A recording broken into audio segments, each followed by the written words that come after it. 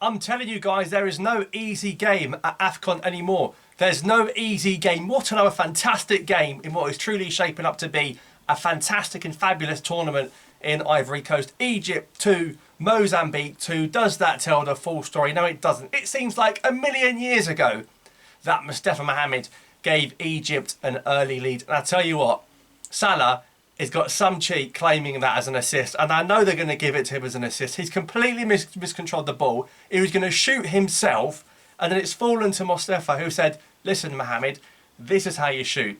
And he dispatched it. Just took him 2 minutes to get his AFCON campaign underway. That Mustafa Mohamed, I'm telling you, he's a baller. He's so good. I like him. I rate him. If Egypt do anything in this tournament, he's surely going to be a big part of that. And I've got to be honest, Egypt were in cruise control for that entire first half. They got the early goal. I'm thinking, just like when Ivory Coast got the early goal, they're managing the game.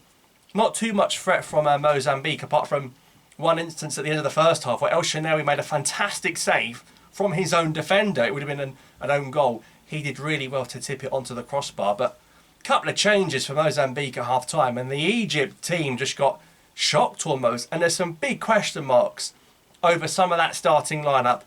The likes of Hegazi, are they still at it? El Neni. Why was Marmoush not starting? They started Trezeguet over Marmoush, who's my tip for, and many people tips for, young player of this AFCON. How's he not starting in that team that struggled to bring down Mozambique? And when they went 2-1 down, that's when they put him on and saying, okay, you're not good enough to start, Omar, but you're going to have to rescue this game for us. I mean, it's complete and utter nonsense. But let's give credit to Mozambique. And let's also give massive credit to Belmadi in Algeria, because the 2-0 win in Maputo, wherever it was, when we beat Mozambique not long ago, in the World Cup qualifiers, in Mozambique's own backyard, was seen as easy like work.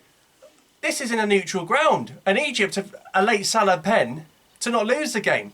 So let's give Belmadi in Algeria credit, and that win proves a lot.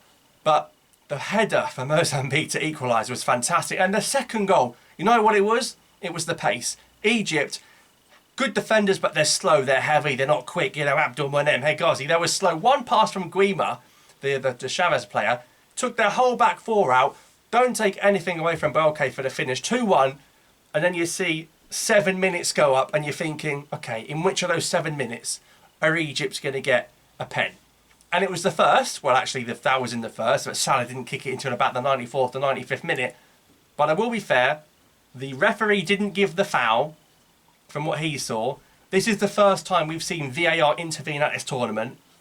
If VAR intervenes every way like this, it's going to be done spot on. That VAR intervention was fantastic because they got the decision right. They overturned it. They came to the right call. It was communicated as well between the van of officials looking at it and the Mauritanian referee. Look, he missed it. Mustafa Mohamed gets kicked in the leg. It's an accident of some Mozambique players trying to kick the ball. He's watching up. He's whacked his leg from behind. It's a pen. I think it's a bit harsh. It's an accident. It's not deliberate, but it's still enough to warrant a pen. So I haven't actually got an issue, ironically, with the penalty call. When I first saw it back after it wasn't given and Mustafa Mohamed was rolling around like he'd been sniped, I thought, you know what, clear contact, it's a pen. And I thought he was going to give it. I think they deserved it because it is the right decision. And ultimately, whether you like it or not, Egypt have still dropped 2 points. It's a fantastic result for Mozambique, who, if they can get a win against Cape Verde, all but through, even as a third place team. So it's not over for Mozambique, and Egypt have now got to really work hard in those last 2 games. They're going to have to beat Ghana if they want to come top. So we'll have to see what happens. But the Salah pen, it hit the post and went in. And we've seen recently with Liverpool, he's missed a couple as well, hasn't he? So unlucky if the keeper wasn't going to save it. I'm thinking the only way Salah misses is if he misses the target. Post and in. But some say those are the best pens because no keeper is reaching that because it's so far in the corner. And they go in. So, all and behold it, Salah gets a goal and an assist in the opening game, which will please his statisticians. And but 2-2 is poor. Egypt don't usually concede 2 to a Mozambique. That's not good. That's going to have to be rectified. Ait-Nouri looked okay. Like I said, that save in the first half. Gabaski was already warming up in case his time was going to come again. But if Egypt play like that, particularly that second half performance against Ghana, against bigger teams, they're going to have no chance of winning it. So they're in the competition still. They're going to have to up their game, but it's brilliant football. We've seen Salah deliver. We've seen Osimhen deliver. Fofana, Kessié. Now we're going to see bloody Mahrez and these lot do it. Let me know your thoughts on the comments down below. Did some people saying it's a harsh pen? I think it is a pen. I just genuinely think it is a pen. But that's my decision. Let me know what you think, and I'll see you next time.